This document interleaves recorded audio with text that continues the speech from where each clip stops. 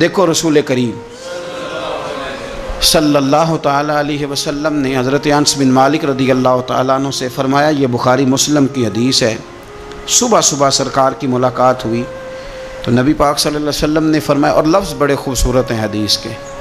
حضرت انس کہتے ہیں میں قربان جاؤں، میں تو غلام تھا نا، لیکن حضور فرمانے لگے، یا بنیا، او میرے بیٹے، تجھ سے ایک بات نہ کروں؟ یا رسول اللہ حکم کریں؟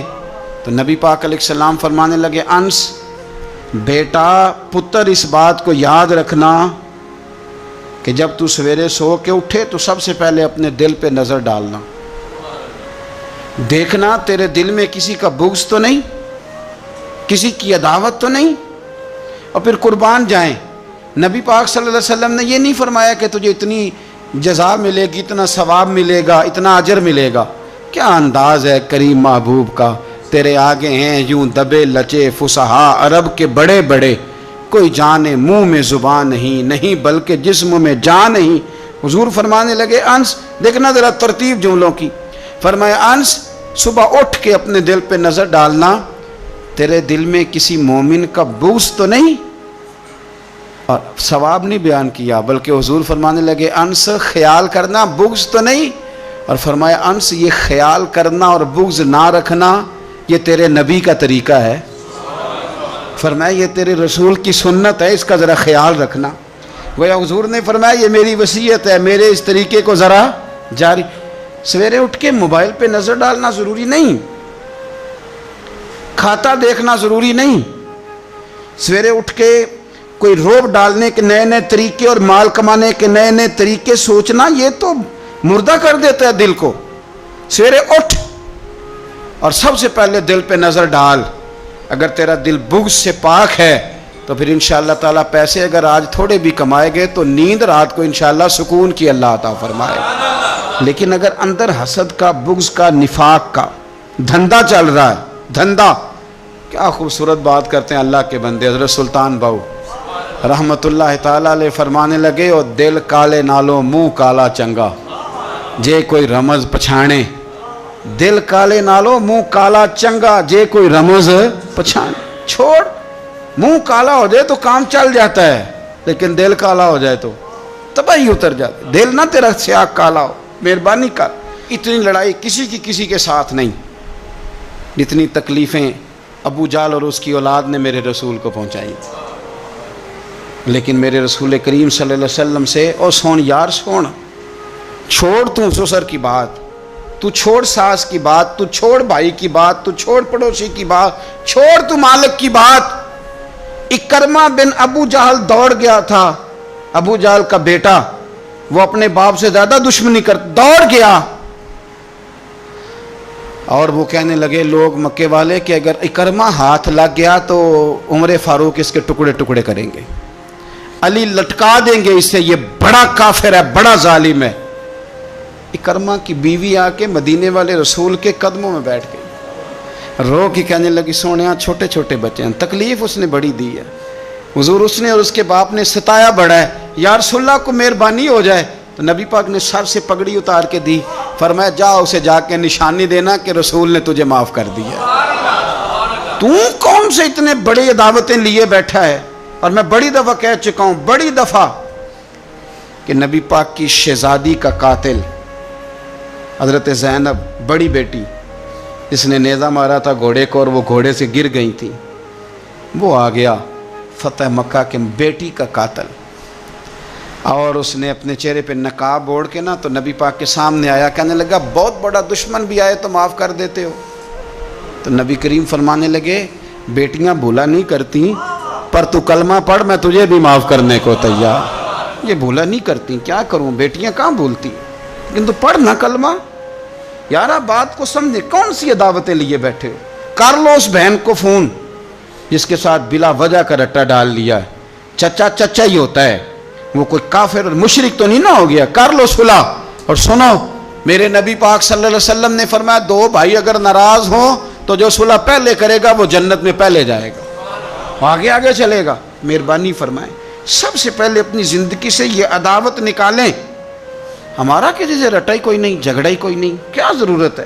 جھگڑا اس کا ہوتا ہے جس کی کوئی ذات ہوتی ہے، جھگڑا اس کا ہوتا ہے جس نے اپنے آپ کو بت بنا لیا ہے، جھگڑا اس کا جس نے انا پال لی ہے، جھگڑا تو اس کا ہے جو کہتا ہے میں کچھ ہے ہوں، جھگڑا تو اس کا ہے۔ لیکن اگر میرے بھائی تیری ذات کوئی نہیں، تیرا رٹا کوئی نہیں، تو پھر حضرت سیدنا بلال حبشی حضرت ابو ذر غفاری سے ناراض ہو گئے تھے۔ بلال کا رنگ کالا تھا، ابو ذر غفاری کا گورا تھا۔ بلال مزدور آدمی تھے، ابو ذر غفاری سردار تھے۔ بلال حبشن کے بیٹے تھے، وہ چودھری کے پتر تھے۔ لیکن نبی پاک صلی اللہ علیہ وسلم نے فرمایا ابو ذر میں تب راضی ہوں اگر تجھ سے بلال راضی ہو تو سیدنا ابو ذر غفاری نے 1 منٹ نہیں لگایا، ذات کا بت کوئی نہیں تھا، جا کے تو جناب بلال کے سامنے لیٹ گئے، کہنے لگے حبشن کے بیٹے اٹھا اپنا پیر اور میرے منہ پہ رکھ، اور میں دنیا والوں کو بتاؤں کہ تھا تو حبشن کا بیٹا، پر مدینے والے رسول نے تجھے کتنی عزتیں عطا کر دی، مہربانی کرو۔ آپ یقین کرو ایسے گھٹن سی ہے، 10 آدمی اکٹھے نہیں بیٹھ سکتے کسی جگہ۔ آپ یقین کریں 4 دوست اور بڑی پیاری باتیں کر رہے ہیں، وہ کیا خوبصورت ان کی گفتگو ہے، لیکن ایک اٹھ کے گیا تو 3 اس کی غیبتیں کرنے لگ گئے، ایک ان میں سے اٹھ کے گیا تو باقی 2 غیبتیں کرنے لگ گئے۔ لب و لہجہ اتنا سخت اور ترش اختیار کیا جس کی حاجت ہی نہیں، ضرورت ہی نہیں، یہ آپ کیا کر رہے ہیں؟ تو کبھی بھی اس طرح کا رویہ نہ، جس کی تعریف کر لی سو اس کی کر لی۔ اور میرے نبی پاک صلی اللہ علیہ وسلم نے فرمایا جس کی ایک دفعہ تعریف کر لو کوشش کرنا زندگی بھر دوبارہ توہین نہ کرنا، اپنی زندگی سے نکالیں گلا شکوہ، تھوڑی دیر کے لیے سیکھ لیں معاف کرنا، عداوت کو نکال دیں، پہل کریں۔ اور 2 قدم ہوتا ہے انسان کے لیے، صرف 2 قدم، ایک قدم آپ نے اپنے نفس کی خواہش پہ رکھنا ہے، انشاءاللہ دوسرا قدم اللہ کے قرب کی طرف بڑھ جائے گا، اللہ کے قرب کی، صرف 2 قدم ہے، لمبا مسئلہ کوئی نہیں۔ تو پہلی بات محبت کے لیے یہ دیکھیں، اسلام نے نماز فرض کی، نماز بندے کا اللہ سے رشتہ ہے، لیکن فرمایا وَرْكَعُوا مَعَ الرَّاكِعِينَ، اکیلے اکیلے نہ پڑھنا، جماعت کے ساتھ پڑھنا، جماعت کے ساتھ۔ پھر فرمایا چھوٹی مسجد میں جمعہ نہ پڑھنا، جامع مسجد میں جا کے پڑھنا۔ پھر فرمایا جب عید پڑھنا تو کھلے میدانوں میں سارے مل کے پڑھنا۔ پھر فرمایا جب حج پہ آؤ نا تو تمہیں سکون شلوار قمیض میں ہے یا تہمت کرتے میں ہے، لیکن یہاں جب میری بارگاہ میں آؤ نا میرا دل کرتا ہے سب کا ایک رنگ ہو، سفید۔ اور بڑی خوبصورت حدیث ترغیب و ترہیب میں نبی کریم صلی اللہ علیہ وسلم نے فرمایا کہ جب لاکھوں حاجی میدان عرفات میں جمع ہوتے ہیں نا، میدان عرفات میں کوئی بہت عالیشان بندوبست آج بھی نہیں ہے، آج بھی لوگ چٹائیوں پہ بیٹھتے ہیں، اور اے سی والی بس میں بھی آپ بیٹھ کے جائیں تو پھر بھی کچھ نہ کچھ گرد آپ پر پڑ ہی جاتی ہے، وضو کرنے جائیں تو پھر بھی کچھ نہ کچھ ریت سر میں، داڑھی میں، بالوں میں پڑ جاتی ہے، لیکن لاکھوں لوگ آئیں پر اکٹھے ہو کے آئیں۔ اکیلے اکیلے کوئی میدان عرفات میں جائے اور 9 ذی الحج کے علاوہ جائے تو یہ مقام اسے نہیں ملتا، لاکھوں آئے، اکٹھے آئے۔ تو حضرت ابو ہریرہ رضی اللہ تعالیٰ عنہ فرماتے ہیں رب کریم آسمان کے دروازے کھول کے فرشتوں سے فرماتے ہیں ذرا نیچے تو نظر کرو، فرشتے دیکھتے ہیں نیچے تو اللہ فرماتے ہیں ان کے چہروں پر گرد ہے، یہ بڑے بڑے بنگلوں میں رہنے والے، ان کی حالت دیکھو کتنی آج خستہ ہے، گویا تم نے تو کہا تھا نا یہ فساد پھیلائیں گے، تو فرشتوں مجھے بتاؤ یہ اربوں پتی، یہ مفتی، یہ صوفی، یہ علامہ، یہ شیخ، یہ پیر، یہ اتنے بڑے لوگ یہ کدھر آئے ہیں بتاؤ؟ تو فرشتے عرض کرتے ہیں اللہ تجھے راضی کرنے آئے، یہ لاکھوں لوگ گھر بار چھوڑ کے تجھے راضی کرنے آئے۔ تو میرے نبی پاک علیہ السلام فرماتے ہیں پھر رب فرماتا ہے تم گواہ ہو جاؤ میں نے ان سب کو دوزخ سے آزاد کر کے ان کے لیے جنت کا فیصلہ کر لیا۔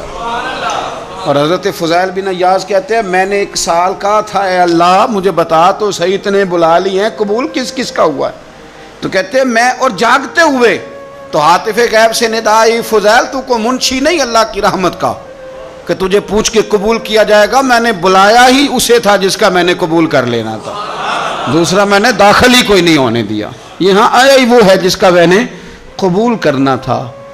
حضور فرماتے ہیں رب فرماتے ہیں گواہ ہو جاؤ میں نے ان کے گناہ بخش کے جنت کا فیصلہ کر، اگلے لفظ سنیں گے تو اور خوش ہو جائیں گے۔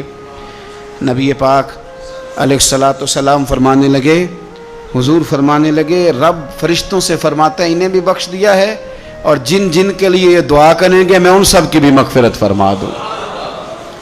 تو یہ ساری اجتماعی عبادات مسلمانوں کو آپس میں جوڑنے کے لیے، آپس کی محبتوں کے فروغ کے لیے. زکوٰۃ کیا ہے؟ امیروں کا غریبوں کو حصہ دینا. قربانی کیا ہے؟ اپنے پیسوں کا جانور خرید اور اپنے پیسے لگا کے اسے ذبح کر، پھر اس کا گوشت بنا، ساری ڈیوٹی تیری پر دینا غریبوں کو. یہ کیا ہے؟ یہ لوگوں کو ایک دوسرے سے جوڑتا ہے، یہ محبتیں پیدا کرتا ہے. میرے نبی پاک علیہ السلام نے فرمایا ایک دوسرے کو تحفہ لیا کرو، دیا کرو، اس سے محبت بڑھتی ہے. تحفہ لیا دیا کرو، اس سے صرف لینا نہیں، تحفہ مہربانی فرمائیں. کسی کی جیب پر دھیان رکھنا منع ہے دین میں، بلکہ نبی پاک صلی اللہ علیہ وسلم نے فرمایا اگر تم چاہتے ہو نا کہ لوگ تم سے پیار کریں تو فرمایا جو ان کی جیبوں میں ہے اس سے بے نیاز ہو جاؤ. پھر تم یہ چھوڑ دو کہ یہ میرے لیے لایا کیا ہے. اگر تم لوگوں کی جیبوں پر توجہ کرو گے تو پھر وہ لوگ تم سے کبھی محبت نہیں کریں گے. لیکن ایک شریعت نے جو اینگل دی تحفے تحائف کی، اس کا جو انداز ہے اس پر ذرا غور کریں. حضرت جابر ابن عبداللہ رضی اللہ تعالیٰ عنہ فرمانے لگے کہ میری اماں نے نا حریرہ بنایا. عرب شریف میں کھانا بنتا تھا حریرہ. میرے والد گرامی نے میری ماں سے سفارش کی، ان کے والد حضرت عبداللہ ابن عمر یہ میدان احد کے پہلے شہید ہیں، اور نبی کریم صلی اللہ علیہ وسلم نے فرمایا تھا جو جو شہید ہوا رب نے اس پر پردے ڈال کے بات کی، لیکن جابر جب تیرے والد گئے ہیں تو رب نے بے پردہ گفتگو فرمائی ہے. اتنا بڑا آدمی حضرت عبداللہ ابن عمر رضی اللہ تعالیٰ. تو انہوں نے نا اپنی بیوی سے کہا کہ اچھا سا حریرہ بناؤ، میں نے سرکار کی بارگاہ میں پیش کرنا ہے. تو کہتے ہیں بڑا پیارا، میری ماں نے نا بڑی خوشبو اس میں سے آ رہی تھی، وہ تیار کر کے اور بڑے برتن میں ڈال کے اوپر سے ڈھک کے مجھے دیا. جب میں نبی کریم صلی اللہ علیہ وسلم کی بارگاہ عالی مرتبت میں پہنچا تو اس کی خوشبو تو دور سے آ رہی تھی، اور ویسے بھی اللہ تعالیٰ نے غیب کی کنجیاں حضور کو عطا فرمائی ہیں. لیکن نبی کریم صلی اللہ علیہ وسلم پھر بھی فرمانے لگے تیرے باپ نے گوشت پکا کے بھیجا میرے لیے، اندر حریرہ ہے اور خوشبو آ رہی ہے. حضور فرمانے لگے تیرے والد نے کیا گوشت بنا کے بھیجا؟ اللہ کرے آپ کو سمجھ آئے میری بات. سرکار کسی سے کسی چیز کا مطالبہ کریں تو یہ اس کے نصیب ہیں، یہ تو وہ قبول ہو گیا. چونکہ نبی کریم کی تو بیٹی سیدہ فاطمہ کے گھر اگر شام کو کھانا نہ پکے تو رب جنت سے بھیج دیتا ہے، تو سرکار کو تو محتاجی نہیں کسی کی. لیکن حضور صلی اللہ علیہ وسلم آپ بات کو سمجھیے گا میں کیا عرض کر رہا ہوں، اس اشارے کو سمجھیں جس کو صحابہ سمجھے.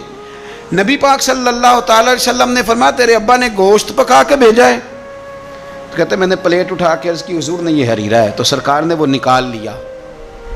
کہتے ہیں حضرت جابر ابن عبداللہ کہ میں چونکہ پختہ عمر کا نہیں تھا، میں واپس گیا، میں نے جا کے عرض کی کہ ابا جی نبی پاک صلی اللہ علیہ وسلم کو تو پتہ تھا حریرہ ہے اور اس کی خوشبو بھی آ رہی، پھر حضور نے یہ کیوں فرمایا کہ گوشت ہے اندر؟ قربان جائیں، جب عشق سکھاتا ہے آداب خود آگاہی، اقبال کہتے ہیں جب عشق سکھاتا ہے آداب خود آگاہی تو کہتے ہیں کھلتے ہیں غلاموں پر اسرار شہنشاہی. عطار ہو، رومی ہو، رازی ہو، غزالی ہو، کچھ ہاتھ نہیں آتا بے آہ و سحر گاہی. کچھ لوگ اصل بات نہیں نہ کرتے، پتہ انہیں چل جاتا ہے. تو مرحوم اعظم چشتی نے کہا تھا نہ علمہ وچ پھسا سانو تو یار دی گل سنا سانو. تو چکر میں ڈال رہے ہمیں، نہ علمہ وچ پھسا سانو تو یار دی گل سنا سانو. اوتھے علم دا سکہ نہیں چلدا جتھے عشق ہوراں دا ڈیرا ہے.